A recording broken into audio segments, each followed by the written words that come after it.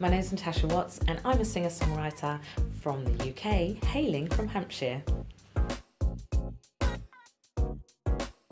I'm here supporting Shalimar on their part of their UK tour and to promote myself in this area for upcoming shows. In September, I'll be embarking on my own UK tour, taking in London, Birmingham and Manchester with my full band, so that's 8 people, and I have support acts from Diane Marsh, Solutions and a local artist called Julie Valentine. So looking forward to that. I have been here a couple of times before and I've always been well received, so September the 16th is what it's all about. I'm going to be at the Manchester Academy, never performed there until tonight, which will be my first time. So I've heard it's a really good venue. Prior to that, I've been at Band of the Wall and the Apollo, so this is a new one for me. Yeah, I mean, to get into performing arts does cost money, and we're losing a lot of talent because they can't necessarily afford it.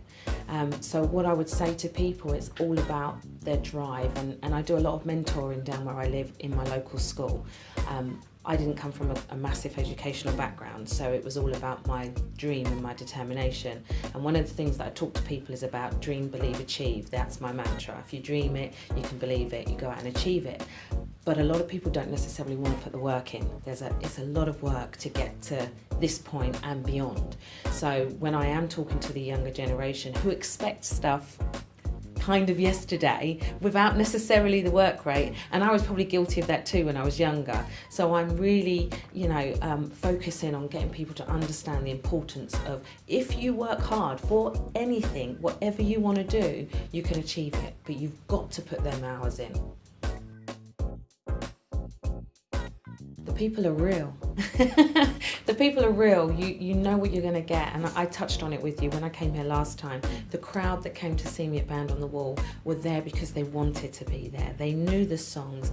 They were dancing from start to finish. There was, in London it's a little bit, they're kind of like, waiting for you to fail, or even if they know the songs, they're still stood there just, no one wants to let go. Every time I've been to Manchester, I've had a great time. I've performed in Preston, Bolton, Manchester, Blackpool, Liverpool, Southport, and always the crowd, they're there to have a party. They get on the dance floor from early. So for me, Manchester is always a buzz. Last night, we was in Liverpool Olympus. They were up from the start. And I even had people say to me, how did you get them going from, literally you came on stage and you had them, and I had them doing all sorts of Simon says this and Simon says that. But that's what I love about my northern crowd.